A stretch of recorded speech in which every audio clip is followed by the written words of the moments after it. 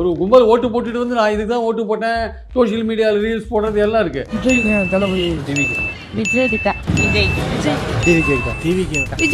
விஜய்க்கு தான் பொருளான ஐடியாவில் இருக்கு. பின்னாடி சத்தம் போடாத வேற ஒரு பெரிய கும்பல் பின்னாடி இருக்கு. எந்த வருஷம் இருந்தாலும் டிஎம்கே தான். ஸ்டாலின் தான் போடணும். ஸ்டாலின் திமுகவுக்கு ஓட்டு போடும். எல்லாருமே திமுக தான். நாங்களாம் திமுகவுக்கு ஓட்டு போட்டாங்களோ அவங்க பூரா இப்போ இங்கே ஷிஃப்ட் ஆகுறாங்க. திமுக எதிர்ப்பு வாக்குகளை வெற்றி பெற்று கொண்டிருந்த அதிமுக ரெண்டுமே ஏமாற்று தான்.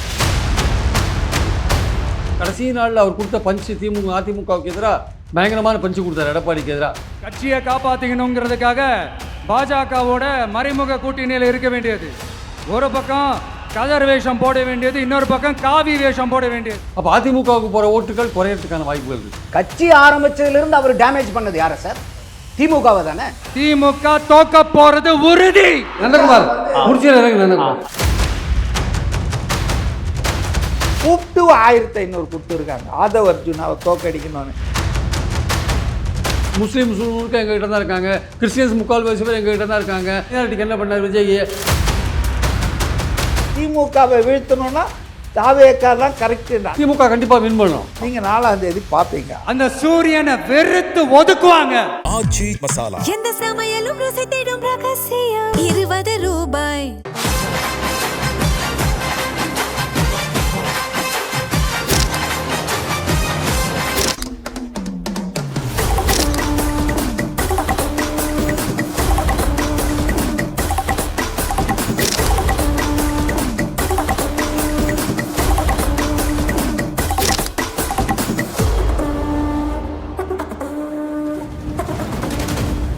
பிரியன் சார், இப்போ இன்னொரு முக்கியமான புள்ளி என்ன அப்படின்னா, இந்த முறை வந்து தமிழ்நாடு முழுக்க ஒரே மாதிரியான பேட்டர்ன்ல வாக்களிக்கல மக்கள். இப்போ சென்னை மண்டலத்துல ஒரு மாதிரி, தென் மண்டலத்துல ஒரு மாதிரி, மேற்கு மண்டலத்துல கணிசமான வாக்கு சதம், கரூர்லாம் 92% போற அளவுக்கு இருக்கு, குமராபாளையத்துல 92% போற அளவுக்கு வாக்குப்பதிவாயிருக்கு. ஜோன் வைஸ் இந்த முறை வந்து ஓட்டிங் பேட்டர்ன் மாறி இருக்கு அப்படின்ற ஒரு பார்வை இருக்கு. அதிலும் குறிப்பா மேற்கு மண்டலத்திலையும் சரி, நார்த் ஜோன்லையும் சரி, பெண்கள், அதுக்கப்புறம் சோசியல் செக்ஷன்ஸ்ல விஜய்க்கு செல்வாக்கு இருக்குன்ற ஒரு பார்வையும் வைக்கிறாங்க. நீங்க இந்த பேட்டர்ன் எப்படி பாக்குறீங்க சார்? ஜோன் வைஸ் பிரிஞ்சிருக்கா இந்த முறை ஓட்டிங் பேட்டர்ன்? இல்லை, ஜோன் வைஸ் பிரிஞ்சிருக்கேன்னா பண டிஸ்ட்ரிபியூஷன் தான் காரணம். அதுக்கு வேற ஒன்றும் இல்லை. அந்த பண டிஸ்ட்ரிபியூஷன் எங்க அதிகமாக இருக்கோ அங்கே வந்து ஓட்டிங் அதிகமாக இருக்கிறத நம்ம பார்க்கலாம். அது போட்டி கடுமையா இருக்கிற இடத்துல அப்படின்னு பார்க்கலையா? கொங்கு மண்டலத்தில் கடுமையான பண டிஸ்ட்ரிபியூஷன் நடந்திருக்கு. அங்கே ஓட்டிங் பேட்டர்ன் போன எலெக்ஷன்ஸ்லேயே கரூரில் தான் அதிகமான வாக்குப்பதிவு நடந்தது. அதுக்கு முந்தின எலெக்ஷனில் தருமபுரியில் தான் அதிகமான வாக்குப்பதிவு நடந்தது. அதனால் அந்த கொங்கு மண்டலம் எப்போதையும் அதிகமாக ஓட்டு போடுது. சவுத்தில் கொஞ்சம் 65%, 67%. இது எஸ்ஏஆருக்கு முன்னாடி சொல்கிறேன். அப்படி தான் அங்கே போயிட்டு இருக்கிறத நம்ம பார்க்குறோம் நம்ம. ஆனால் இந்த எலெக்ஷன்ஸில் வந்து வித்தியாசம் என்னென்னா வந்து மாநகராட்சிகள், நகராட்சிகள், பேரூராட்சிகளில் வந்து தாவேக்காவுடைய சப்போர்ட்டர்ஸ் வந்து ஓக்கலாக இருக்காங்க. ஓக்கல்னால் வந்து வெளிப்படையாக தெரிகிறாங்க. நான் இந்த ஆள் தான் ட்ரெஸ் மூலமாக காமிக்கிறாங்க, குரல் மூலமாக காமிக்கிறாங்க. ஆனால் அவங்க வந்து ஒரு மைனாரிட்டியாக இருக்காங்களா, மெஜாரிட்டியாக இருக்காங்களா தெரியாது. ஏன்னா அதுக்கு பின்னாடி சத்தம் போடாத வேற ஒரு பெரிய கும்பல் பின்னாடி இருக்குது. அது யாருக்கு ஓட்டு போட்டுதுன்னு தெரியாது. ஒரு கும்பல் ஓட்டு போட்டுட்டு வந்து நான் இதுக்கு தான் ஓட்டு போட்டேன், சோஷியல் மீடியாவில் ரீல்ஸ் போடுறது எல்லாம் இருக்குது. அது வந்து 10%, 15% வச்சுருந்தா கூட பின்னாடி இருக்கிற 85% யாருக்கு ஓட்டு போட்டாங்கன்னு தெரியாது. அவங்க சைலண்ட்டாக இருக்காங்க. பாக்கி சொன்ன ஒரு பாயிண்ட் கரெக்டு. அலை எதுவும் கிடையாது இந்த எலெக்ஷன்ஸில். அதிருப்தி இருக்கான திமுக மேலே அதிருப்தி இருக்குது. ஆனால் திமுக நம்புறது யாருன்னா பயனாளிகளை நம்புறாங்க. அவங்களால பெனிஃபிட் ஆன பயனாளிகள் ஓட்டு போடுவாங்க நம்புறாங்க. அவங்க ஆதரவு அலை தான் சார். பட் அது பெரிய அலையாக எழும்பலை. ஓகே, அது வந்து எதிர்ப்பு அலையும் பெருசா இல்லை, ஆதரவு அலையும் பெருசா இல்லை. அவங்க எஸ்ஐஆரில் ஒர்க் பண்ணுறாங்க, மைக்ரோ லெவலில் ஒர்க் பண்ணிருக்காங்க. அந்த யார் பெனிஃபிஷியரியோ அவங்க ஒர்க் பண்ணி அவங்கள நம்ம ஓட்டாக மாற்றணுன்றதில் ஒர்க் பண்ணுறாங்க. அதில் எவ்வளோ தூரம் சக்ஸஸ் ஆனாங்கன்னு தெரியல. சக்ஸஸ் ஆகியிருந்தாங்கன்னா வெற்றி திமுகவை நோக்கி போகும். அவங்க எவ்வளோ தூரம் சக்ஸஸ் ஆனாங்கன்னு தெரியாது. அது வந்து எலெக்ஷன்ஸ் தான் நமக்கு சொல்ல முடியும். இந்த எலெக்ஷன் இன்னொரு வகையில் வந்து 2014 பார்லிமெண்ட் எலெக்ஷனோடு ஒப்பிடலாம். அதில் வந்து மூணாவது அணி வந்து பாஜக அணி வந்து 19% ஓட்டை பிரிச்சாங்க. 2 சீட்டும் வாங்கினாங்க. கிட்டத்தட்ட அது பார்லிமெண்ட் எலெக்ஷனாக இருந்தால் கூட அந்த மூணாவது அணி ஒரு எஃபெக்டிவாக ஒரு 19% வாங்கின விஷயம் இருக்குல்ல, அதோடு நம்ம விஜயை ஓரளவுக்கு ஒப்பிடலாம் அந்த அளவுக்கு. அப்போது அந்த எலெக்ஷன்ஸில் வந்து ஆளுங்கட்சிக்கு தான் சாதகமாக இருந்தது. 37 இடங்கள் யார் ஜெயலலிதா தான் வாங்கினாங்க. ஸோ அதனால் இந்த மாதிரி ஓட்டுகள் பிரிக்கும் போது, மூணாவது அணி பிரிக்கும் போது எதிர்கட்சிகளுக்கு போகிற அந்த வாய்ப்பு இருக்குல்ல, அது உடையறதை நம்ம பார்க்குறோம் நம்ம. இன்னொன்று வந்து இங்கே வந்து முக்கியமான விஷயம் என்னன்னா, விஜய் வந்து ஒரு செல்வாக்கு மிக்க நடிகர் இருக்கார். விஜயகாந்துடைய செல்வாக்கு மிக்க நடிகர். அவருக்கு ஆதரவும் அதிகமாக இருக்குது. நம்ம கண்ணுக்கு முன்னாடி தெரிகிற விஷயத்தை நம்ம வந்து கடந்து போக முடியாது. அந்த ஓட்டுகள் வந்த கூட்டம் மட்டும் ஓட்டு போட்டால் வின் பண்ண முடியாது. வராத கூட்டம் அவருக்கு எவ்வளோ ஓட்டு போட்டுதுன்னு நமக்கு தெரியாது. ஸோ அதனால் வந்து இப்போது திமுக விட்டா அதிமுக அப்படின்ற விஷயம் தான் எல்லோரும் ஓட்டு போட்டு வந்தாங்க. திமுக வேண்டாம்னா அதிமுக போடுவாங்க. இப்போது மாற்றம் வேண்டும்னு வந்திருக்கார் விஜய். அவர் வந்து திமுக கடைசி நாளில் அவர் கொடுத்த பஞ்சு அதிமுகவுக்கு எதிராக பயங்கரமான பஞ்சு கொடுத்தார் எடப்பாடிக்கு எதிராக. அதன் மூலமாக அதிமுகவை நேரடியாக எதிர்க்கிற ஒரு இடத்துக்கு அவர் வந்தார் இந்த கடைசி நாள் பிரச்சாரத்தின் போது. அப்போது மாற்றம் வேணும்னு சொல்கிற இளைஞர்களோ பெண்களோ யாராக வேணா இருக்கட்டும், அவங்க திமுகவை விட்டால் இதுவரையும் அதிமுகவுக்கு மாற்றம் வேண்டும்னு போட்டவங்க அடுத்த மாற்றம் வந்து நேர விஜய்க்கு தான் போவாங்க ஆக்சுவலாக. அப்போது அதிமுக ரெண்டும் வேண்டாம். அப்போ அதிமுகவுக்கு போகிற ஓட்டுகள் குறையறதுக்கான வாய்ப்புகள் இருக்குது, நிறைய இருக்குது. அப்போ அதிமுகவை தான் டேமேஜ் பண்ணுறார். மாற்றம் வேண்டும்னு ஒருத்தர் நினைக்கிறான்னா இதுவரையும் அவனுக்கு ஒரு ஆல்டர்னேட்டாக இருந்த அதிமுகவுக்கு பதிலாக அங்கே தாவேகா வராங்க. அவங்க ரெண்டுமே நந்தகுமார் சார் வந்து வேறுபடுறாரு. அப்படி இல்லை, விஜய் வந்து சோஷியல் மீடியா அந்த நாய்ஸ் இருக்கே தவிர களத்துல அந்த லோக்கல் செல்வாக்கு அறுவடை பண்ற இடத்துல அதிமுக தான் இருக்கு. லோக்கல் பிரச்சனையை அவங்க தான் அட்ரஸ் பண்றாங்க, அவங்க ஆட்கள் தான் இருக்காங்க. அப்போ லோக்கல் மக்கள் விஜய்க்கு எப்படி அங்க இருக்கிற கேண்டிடேட்டே யாருன்னு தெரியாது, ஆனா அதிமுக காரங்க களத்துல இருக்கும்போது மக்கள் அப்படி மாத்தி அதிமுக தான் வருவாங்க. அதை அவங்கள தாண்டி தாவேக்காக்கெல்லாம் போதாதுன்னு ஒரு பாயிண்ட் வைக்கிறாரு. அதை நீங்க நான் ஒரே ஒரு கிளாரிபிகேஷன், தாவேக்கா நான் சொல்றேன் 15 to 20 சர்வசாதாரணமா போவாங்க. 25% போனாலும் ஆச்சரியப்படுறதுக்கு இல்லை. அப்போ இந்த இடத்துல இன்னைக்கு தாவேக்காவுடைய ஓட்டர் ப்ரொஃபைல் என்னன்னு பார்க்கணும். இப்போ ஐயா பிரியன் அவர்கள் சொன்ன மாதிரி வந்து இன்னைக்கு யாரெல்லாம் இப்போ திமுகவுக்கு ஓட்டு போட்டாங்களோ அவங்க பூரா இப்போ இங்கே ஷிஃப்ட் ஆகுறாங்க தாவேக்காக்கு. அதாவது சாஃப்ட் டிஎம்கே ஓட்ஸ், போன தடவை ஆட்சியில் இவங்க வரணும்னு சொல்லி போடுறாங்க இல்லையா, அந்த ஓட்ஸ் இங்கே ஷிஃப்ட் ஆகுது. அப்போ இப்போ உதாரணத்துக்கு வந்து பார்த்தீங்கன்னா இளைஞர்கள், மகளிர், சிறுபான்மையினர், எஸ்சி எஸ்டி, இந்த 4 தான் பிரதானமான வாக்கு வங்கி விஜயனுடைய வாக்கு வங்கி. அவர் எத்தனை சதவீதம் வாக்கு வங்கி வாங்கினாலும் அதில் 80% இந்த 4 பக்கெட்டை சேர்ந்தது. இந்த 4ஐயும் இப்போ யார் வசம் இருக்குன்னா திமுக வசம் இருக்கு. அதிமுக கிட்ட மைனாரிட்டி இல்லை, அதிமுக கிட்ட இளைஞர்கள் பெரிய அளவுக்கு இல்லை. அப்போ இன்னைக்கு வந்து எஸ்சி எஸ்டி ஓட்டு இங்கே திருமாவளவன் அவர்கள் இருந்து இங்கே பெரிய அளவுக்கு போன தடவைலாம் இங்கே கார்னர் பண்ணி கொடுத்தாரு.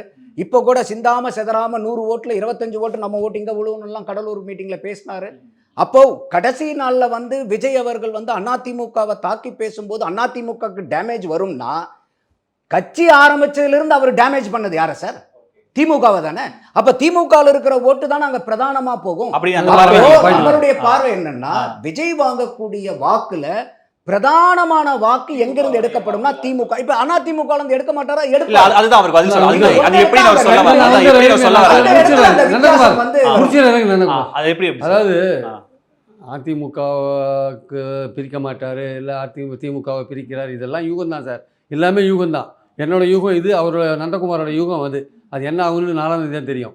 என்னுடைய பாயிண்ட் என்னென்னா திமுக அதிமுக 2 ஆட்சியும் பார்த்த வாக்காளர்கள் ஒரு 3ஆவது ஒருத்தர் வந்திருக்காரு அப்படின்ற போது மாற்றம்னு விரும்புகிறவங்க இந்த வாட்டி அதிமுகவுக்கு பதிலாக தாவேக்காவுக்கு போயிருக்கலாம். அது தாவேக்காவுக்கு போகிற ஓட்டு திமுக எதிர்ப்பு ஓட்டு நேச்சுரலி அது வந்து அதிமுகவுக்கு போயிருந்த ஓட்டு, அதை தாவேக்கா எடுத்துன்னு போவாங்கன்றது என்னுடைய பாயிண்ட்டு. அதில் வந்து எந்த விதமான யாருக்கும் ஆட்சேபனை இருக்க முடியாது. ஏன்னா திமுக எதிர்ப்பு ஓட்டுகள் அதிமுக தான் முடிச்சு அறுவடை பண்ணியிருந்தாங்க. திமுக ஆதரவு ஓட்டை விஜய் தூக்கின்னு போகிறாருன்றது இங்கே பாயிண்ட் இல்லை.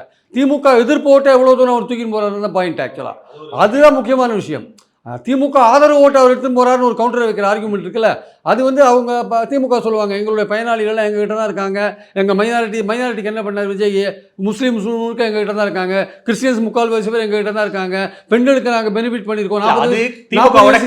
ஆனால் அவர் என்ன சொல்கிறாருன்னா திமுகவுடைய கோர் ஓட் பேங்க்ல தான் அவர் கை வைக்கிறாருன்னு தான் அவரோட பாயிண்டா இருக்கு. அது அவருடைய பாயிண்ட். ஆனால் அது மாதிரி இருக்கிறதுக்கான வாய்ப்புகள் கம்மி. ஏன்னா அந்த கோர் ஓட் பேங்க் அவங்க என்ஷூர் பண்ணிட்டாங்க. அவங்க வந்து எஸ்ஐஆரில் என்ஷூர் பண்ணிட்டாங்க. அந்த கோர் ஓட் பேங்க்கு பயனடைஞ்சவங்க ஓட் பேங்க் எல்லாம் ஏடிஎம்கே எஸ்ஐஆரில் ஒர்க் பண்ணவே இல்லை. இவங்க கரெக்டாக அவங்க ஓட்டர் யாருன்னு பார்த்து என்ஷூர் பண்ணிட்டாங்க. அதை வந்து அவங்க ஒழுங்காக இந்த எலெக்ஷனில் செஞ்சிருந்தாங்கன்னா திமுக கண்டிப்பாக வின் பண்ணணும். அவங்க எவ்வளோ தான் செஞ்சுருக்காங்கன்னு எனக்கு தெரியாது. ஆனால் அவங்க திமுக எதிர்ப்பு வாக்குகளை வெற்றி பெற்று கொண்டிருந்த அதிமுக இந்த வாட்டி ஏன் அந்த ஓட்டுக்களை அவங்களுக்கு போகாதுன்னா மாற்றம் வேணும்னு சொல்கிறவங்க 2 கட்சியும் பார்த்துட்டாங்க. 2 கட்சியும் பார்த்தவங்க 3ஆவதாக விஜய்க்கு தானே போவாங்க. அந்த இடத்துல தான் வந்து விஜய் வந்து வாக்குகளை வந்து கொஞ்சம் கூட வாங்குறாரு. அவருடைய ரசிகர்கள் வாக்கு வாங்குவார், அதிமுக பிடிக்காதவங்க வாக்கு வாங்குவார், திமுக எதிர்ப்பு ஓட்டுகளை வாங்குவார், மைனாரிட்டி ஓட்டு திமுகவுக்கு போகிற மைனாரிட்டி ஓட்டை 2-3% கூட வாங்குவார்.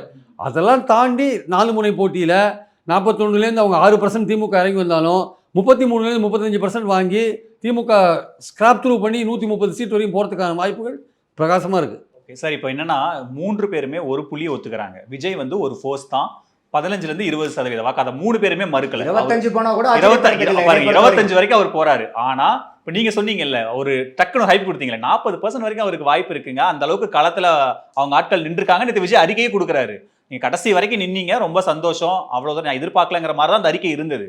ஸோ அப்போ 3 பேரும் ஒரு புள்ளியில இணையறாங்க. விஜய் ஒரு 3வது சக்தியா இருப்பாரு, ஒரு ஸ்பாய்லரா இருப்பாரு.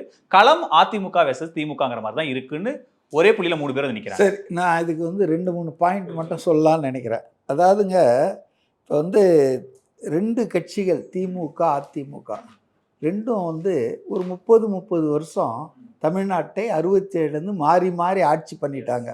இவங்க மேலே இருக்கிற அத்தனை குற்றச்சாட்டுகளும் அவங்க மேலே இருக்குது, அவங்க மேலே இருக்கிற அத்தனை புகார்களும் இவங்க மேலே இருக்குது. ஸோ இது அதுக்கு மாற்று, அது இதுக்கு மாற்றுன்றத நான் ஏற்றுக்கலை. ரெண்டுமே ஏமாற்று தான் ஆச்சா. இது சாதாரண மக்களுக்கு புரியுது. Enough chance has been given both to DMK and ADMK. அதனால் புதியது அப்படின்னால இவங்க 2 பேர் கணக்கில் வரமாட்டாங்க. இதுக்கு புதுசாக அது, அதுக்கு புதுசு மாற்று, அதெல்லாம் ஒன்றுமே கிடையாது.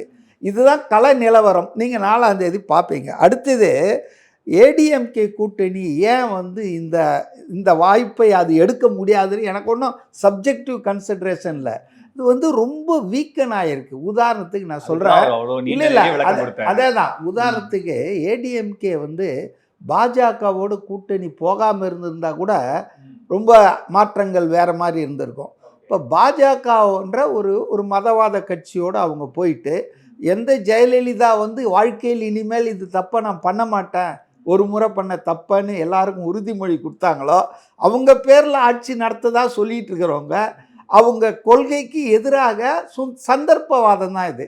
சுயநலத்துக்காக அதிமுக கொண்டு போய் அடமானம் வச்சுட்டாங்க. அதான் உண்மை. இன்றைக்கி வந்து நான் திமுக காரங்க மாதிரி அமித்ஷா திமுகலாம் சொல்லலை, ஆனால் பாஜக தான் calling the shots in NDA. என்னன்னா நீங்க சொல்றதுக்கான ஒரு வேலிட் பாயிண்ட் என்னன்னா, தாவேகா சத்தம் இருக்கு, நாய்ஸ் இருக்கு. அவர் என்ன சொல்றாருன்னா, தாவேகா நீங்க அதிமுக களத்துல வேலை பார்த்திருக்காங்க, களத்துல இருந்திருக்காங்க. தாவேகா சோசியல் மீடியால இருக்காங்க, சோசியல் மீடியால வச்சு நீங்க அப்படியான ஒரு வாக்கெடுப்பு நடக்கலங்க. வாக்கெடுப்பு களத்துல தான் நடந்திருக்கு. நான் களத்தை பத்தி தான் பேசுறேன், சோசியல் மீடியாவை பத்தி நான் பேசுறேன். ஏடிஎம்கே வந்து பாஜகவோட அலையன்ஸ் வச்சதால குறைந்தது 25% மைனாரிட்டி ஓட்டு அவங்களுக்கு போயிடுச்சுங்க. அது கண்டிப்பா அது வந்து இல்லை முஸ்லிம்ஸ், கிறிஸ்டியன்ஸ், தலித்ஸ் இவங்க ஓட்டை வந்து அவங்க இழந்துட்டாங்க. அதில் பெரும்பகுதி வந்து திமுகவுக்கு போயிட்டு இருந்தது இவ்வளோ நாளாக. அதில் மிகப்பெரிய அளவுக்கு ஒரு ஓட்டையை போட்டு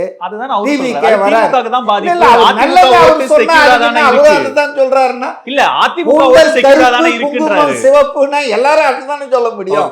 அதனால அதுல ஒண்ணும் அவர் சொல்ற நல்ல விஷயம் நாங்க அவர் நல்லதெல்லாம் சொல்லலன்னு நான் சொல்லியே, சில புள்ளியில வித்தியாசப்படுறோம். ரெண்டாவதுங்க, அவங்க வச்சிருக்காங்க இது இவர் இருக்கிறார் அவர் இருக்கிறார் தினகரனுக்கு வந்து வேட்டு வைக்க தான் சசிகலா இருக்காங்க.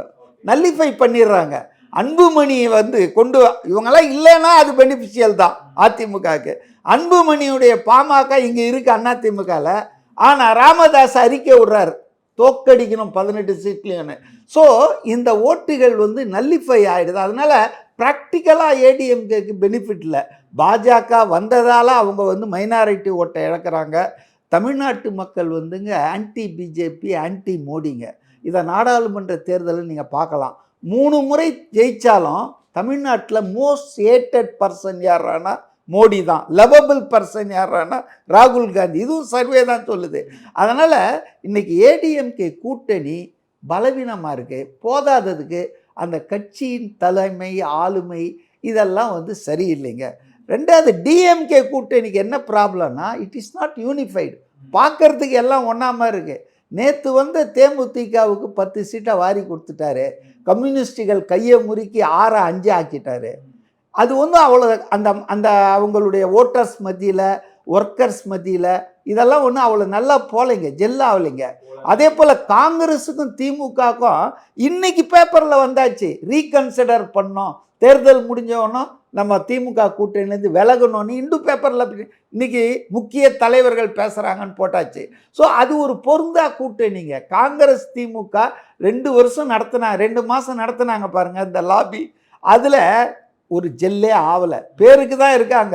அதனால் இன்றைக்கி அந்த கூட்டணி வந்து நாட் யூனிஃபைடு. ஏடிஎம்கே கூட்டணி வீக் ஆயிடுச்சு. ரெண்டாவது டிவிக்கு இந்த ஓட்டை வாங்க அந்த ஓட்டை இழுப்பாங்க ஸ்பாயிலர்ன்றாங்களா.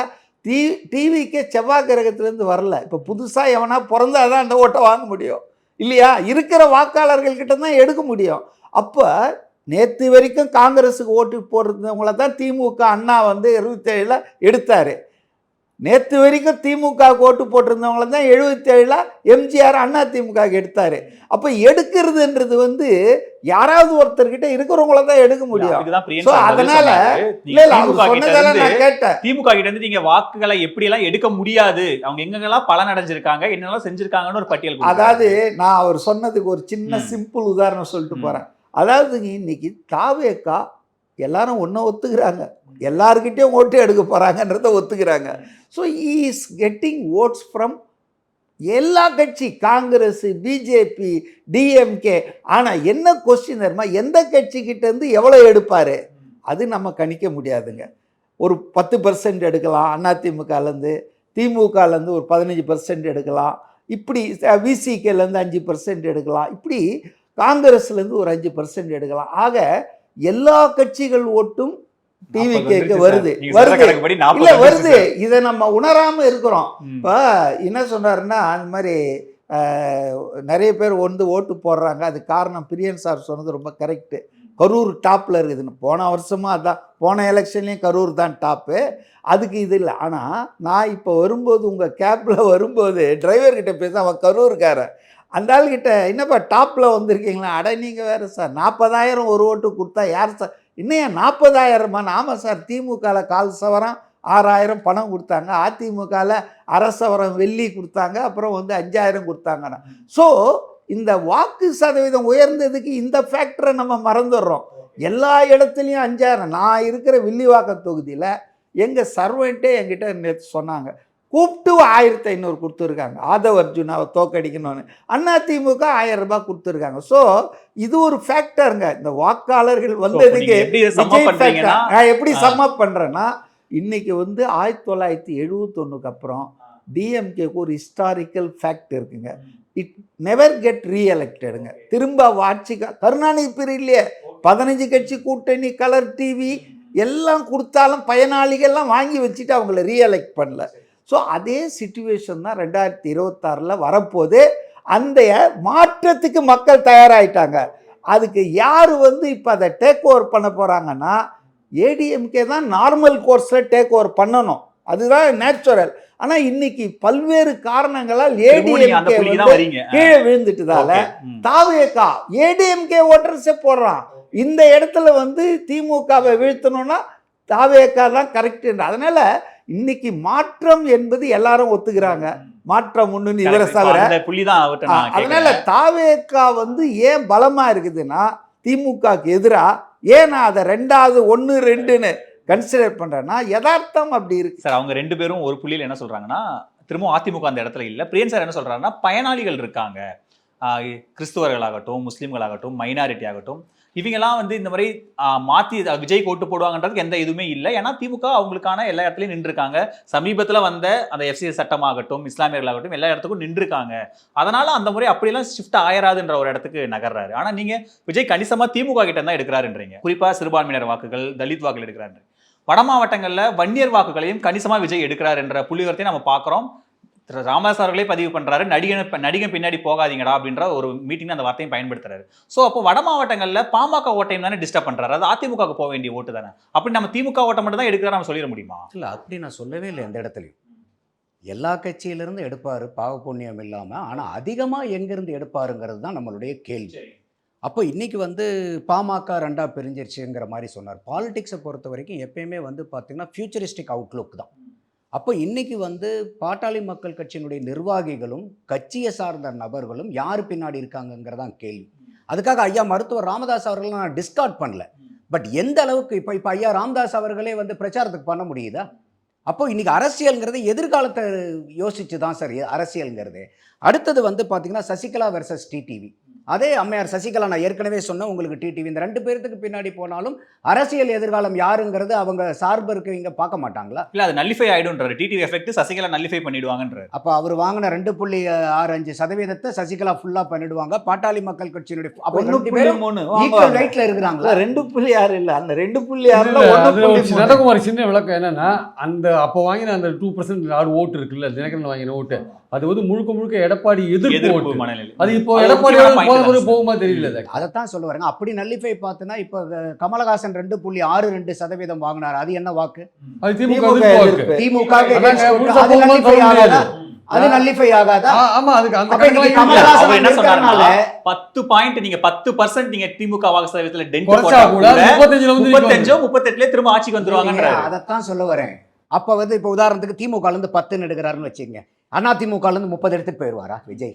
அவங்க வாங்கினதே மொத்தம் 33.7% திமுக. ஐயா மதிவாணன் சொல்றாரு இல்லையா, 40% டிவி கேக் போயிடணும். அப்ப 10 வந்து திமுகல இருந்து மீதி 30 வந்து அதிமுக எடுத்துட்டு போயிட்டு அதிமுக வந்து வெறும் 12% வாக்கு தான் இந்த தேர்தல் அங்கதான் பிரியன் சார் ஒரு பாயிண்ட் என்ன சொன்னாரு? கணக்குங்கிறது எப்படி கூட்டி கழிச்சா இல்ல, நம்பர் இல்ல, டேலி அங்க ஆகாது. சார் சொன்ன ஒரு point. நம்பர் டேலி ஆகாது. Correct sir, correct. நம்ம நியூட்ரல்ஸ் இருக்கா? arithmetic 20% மக்கள் நியூட்ரல். அவங்க ஒரு arithmetic fixed கிடையாது. இந்த ஒரு இந்த கட்சிக்கு ஒரு போடுவாங்க, அடுத்த எலெக்ஷன். அதனால இவங்க தாங்க பெருசா ஒரு பாட்டில் 1 லிட்டர் பாட்டில்ல தண்ணி இருக்குன்னா ஒண்ணு குறைஞ்சா இன்னொன்னு ஏறணும். அந்த 1 லிட்டருக்கு மேல அதில் நீங்க ஊத்த முடியாது. ஏதோ ஒண்ணு குறைச்சிங்கன்னா ஒண்ணு ஏத்தணும். அப்ப எங்க குறைச்சிட்டு எங்க ஏத்துறீங்கிற புரிதல் வேணும்ல. இப்ப மகளிர் பிரச்சனை. இப்ப மகளிருக்கு வாங்க. இப்ப மகளிருக்கு 1,31,00,000 கொடுத்திருக்காங்க. 1000 ரூபாய் கொடுத்திருக்காங்க. தமிழ்நாட்டுல மொத்தம் மகளிர் வாக்காளர் எத்தனை? கிட்டத்தட்ட நெருக்கி பெண் ஆண்களோட அதிகமா தான் இருக்காங்க. 2.5 கோடி மேல இருக்காங்க. 2.5 கோடிக்கு மேல. அப்ப மீதி நீங்க 1000 ரூபாய் கொடுக்காத மகளிர்லாம் அப்படியே திமுக பின்னாடியே போயிடுவாங்களா? அவங்க கிட்ட ஒரு போலரைசேஷன் வராதா? அவங்க வேறு வகையில பெனிஃபிட் ஆறாங்கல்ல. என்ன வகையில சார்? அப்படி இருந்துச்சுன்னா வேற வகையில அப்படி இருந்துச்சுன்னா எதுக்காக சார் வந்து அச்சாணி முறிஞ்சாலும் பரவாயில்லன்னு வாங்கன்னு அத்தனை பேர்த்தையும் வண்டியில ஏத்துனீங்க?